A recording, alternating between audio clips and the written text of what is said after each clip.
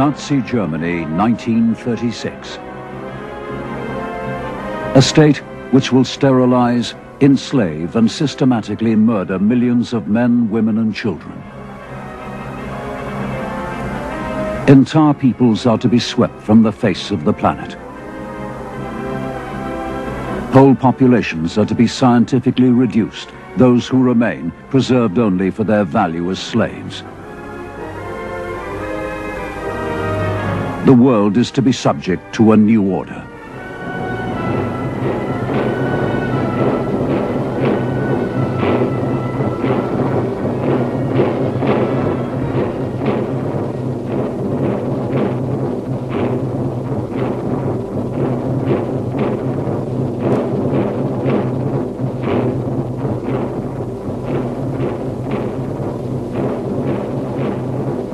To foreign observers of 1930s Germany, National Socialism is an enigma. No conventional political explanation seems sufficient to account for such an alien phenomenon. A whole world of strange rituals and beliefs seems to have risen from nowhere to mesmerize millions of Germans.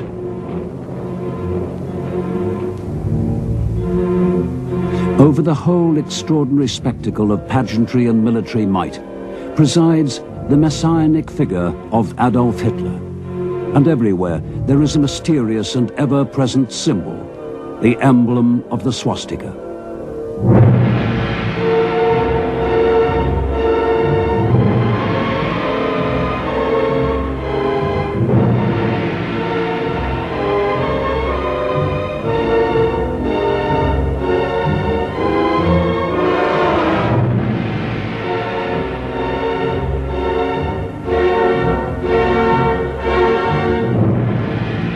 The great rallies at Nuremberg consummate the mystical unity of the party, the people, and their leader.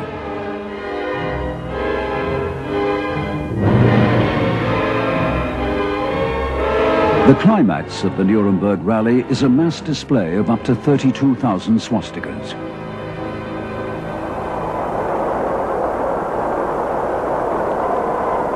A foreign reporter finds himself overawed by the force of the spectacle he is witnessing. Hitler, he writes, is restoring pageantry and mysticism to the drab lives of the 20th century. The rally has the mystical and religious fervor of an Easter Mass in a great Gothic cathedral.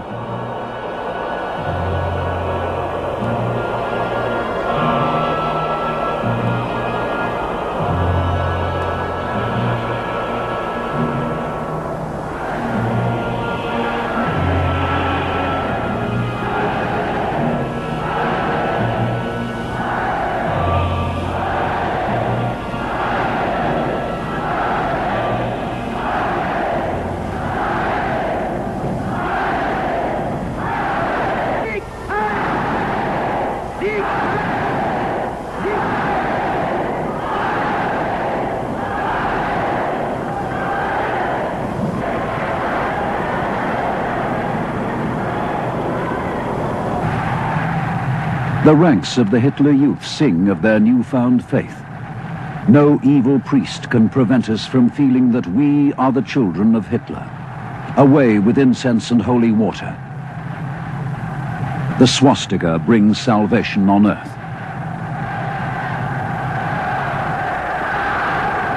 The symbol of the swastika will win the devotion of millions. Its rise will chart the growth of a strange and terrifying creed. The doctrine of National Socialism. A doctrine born in the world of the occult.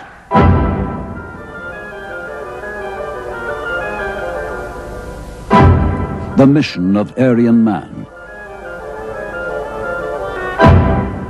The mystery of the blood. The soul of the race. These dogmas, fundamental to the Nazi vision, will lead Europe into the realms of nightmare. Their symbol is the swastika.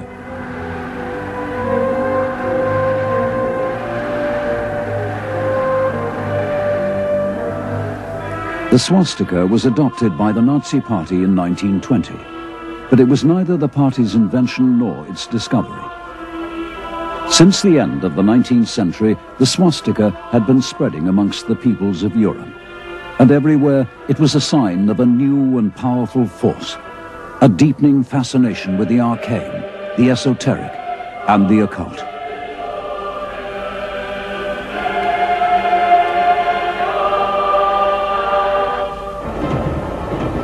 The revival of the occult in Europe has its roots deep in the trauma of the Industrial Revolution.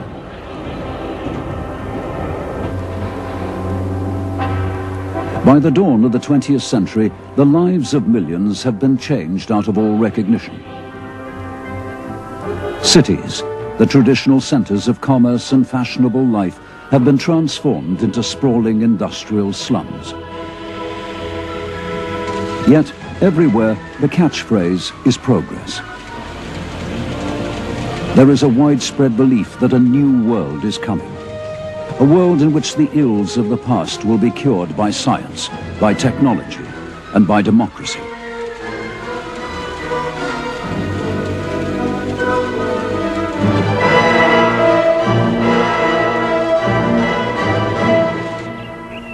Many, far from welcoming the dawn of a new age, are deeply disturbed. With the Industrial Revolution had come a decline in the power of traditional authority. The political power of the landowner is waning in favor of a new class of industrialists and financiers. Hierarchy is being threatened by democracy.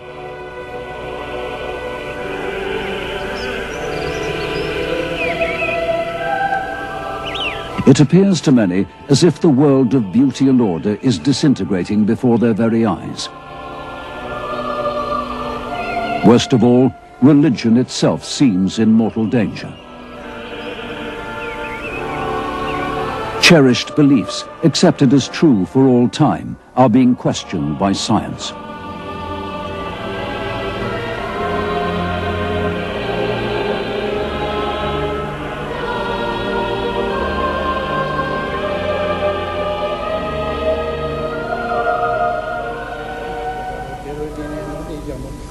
The ancient Himalayan kingdom of Tibet.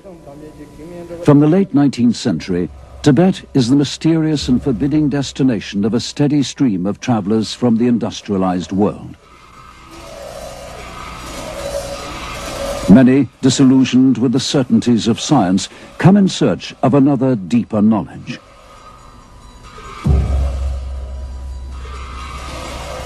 One such traveler is a Russian adventuress and self-proclaimed telepath, Madame Helena Petrovna Blavatsky.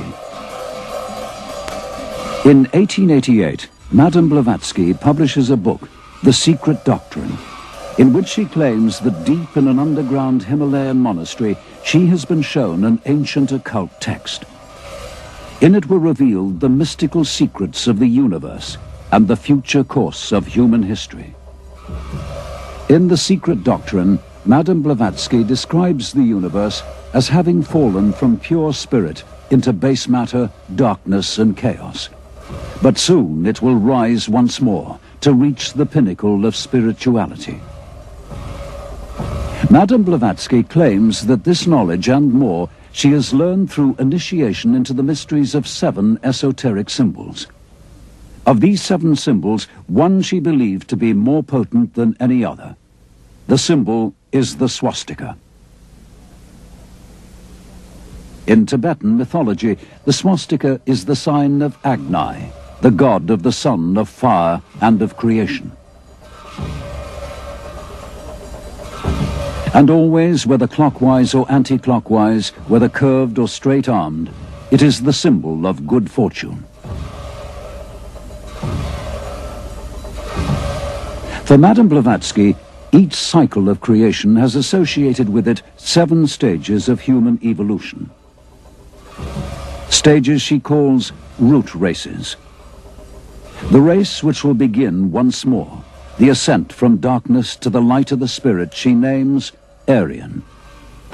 In the occult teachings of Madame Blavatsky, the sign of the Aryan is the swastika.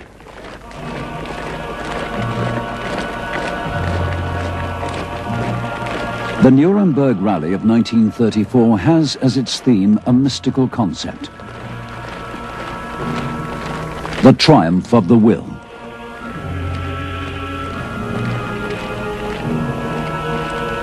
Homage is paid to a fundamental dogma in the Nazi creed of the swastika.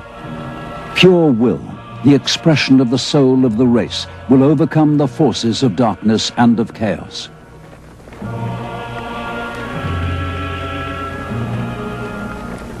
In the world of National Socialism, the race of light, of order, and of the spirit is the Aryan race. Decades before the swastika was adopted by the Nazi Party, a periodical published in Germany by an American occult society became the first German publication to carry a swastika on its cover. The society's founder was Madame Helena Blavatsky.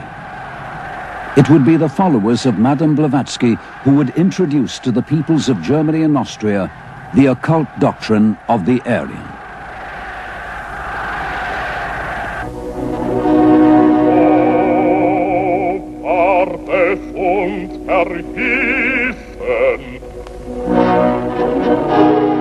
The Prussian-Austrian War of 1866 had left German-speaking Austrians an isolated minority in a predominantly Slavic Austria-Hungary.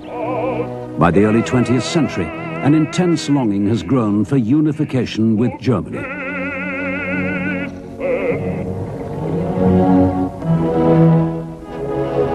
Hundreds of German-Austrian societies are founded, committed to the romantic revival of ancient Germanic mythology.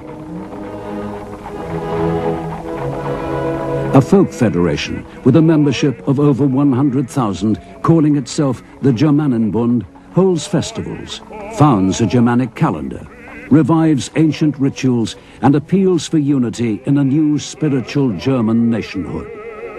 The Germanenbund was inspired by the writings of an Austrian mystic. Guido von List, born in Vienna in 1848, claimed to have psychic visions of the past in which he was initiated into the secrets of the ancient Teutonic tribes.